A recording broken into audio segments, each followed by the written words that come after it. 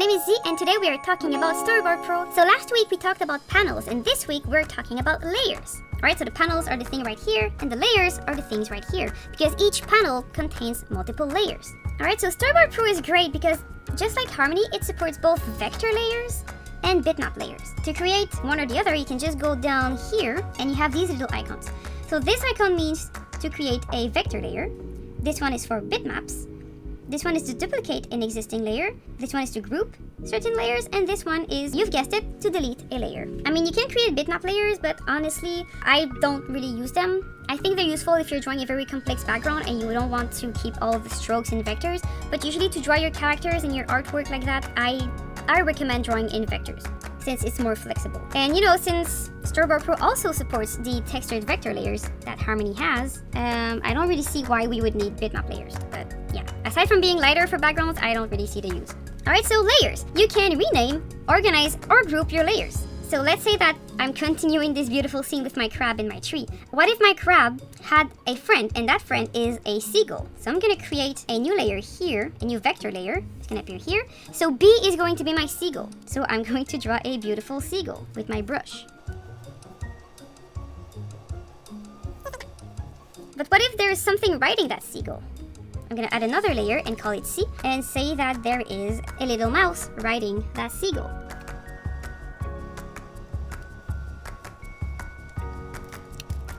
Oops, I drew it on the same layer, and we're just going to take it, cut it, and paste it on the right layer. Alright, so they're on different layers because sometimes the bird will stay the same and the mouse will change. So since I want to group my layers together, I'm going to show you how to select multiple layers together. You can click on the first layer and then shift click here to select a bunch. You can also control click them individually. So that's what I'm going to do with my layer B and C.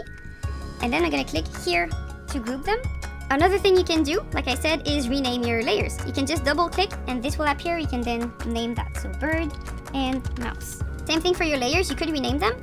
People sometimes rename the layers. Sometimes they just accept that A is one character, B is another character, and C is another character, which is totally fine as well. You can also edit the opacity of a layer. So if I want that little mouse to be a ghost mouse, I can just click here and turn the opacity down. And now we have a ghost mouse. So I'll say again, naming your layers right in Storyboard Pro is mandatory. You don't have to give them actual names, but at least during the duration of your scene, character A should always be on the layer A, character B on the layer B, and etc. This is because a lot of features will use the name of your layers to work their magic across multiple panels. Such features include, but are not limited to, the onion skin, allowing you to see the past and the future. You can turn the onion skin on by clicking on the onion skin in the onion skin toolbar. I always think it looks like pancakes though,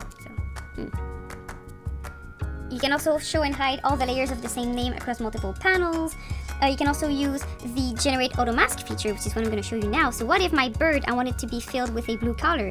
Instead of taking my brush, going to paint behind, which is something I could do, and paired up with this autofill feature, it's very great if you want to like hand paint the mat of your character. So I'm just going to do something like that.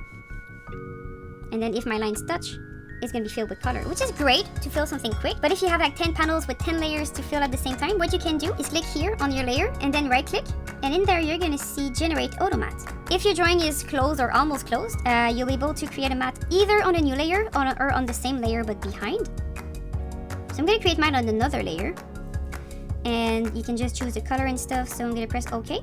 And then it's going to create this automatically for you. It's not perfect, but hey, it's going to do it automatically across multiple frames for you. If you want to use the Generate Automat or most of the features across multiple panels, just remember that your naming must be important.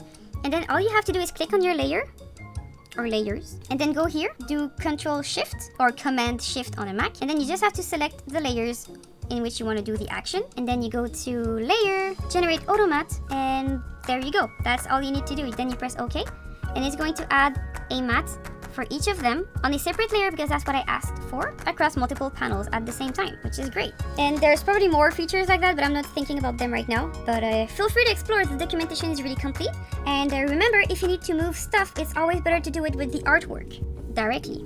And to do that, you can do it with the select tool. Remember, orange means you're moving the artwork, because it's always better to have your artwork set before playing with the keys, because if you play with the keys, then you counter animate and it's a bit of a nightmare. So always use the select tool first, and then if you want to animate something or shift some things in times, use the transform tool. Alright, so to select stuff on your layers, very easy.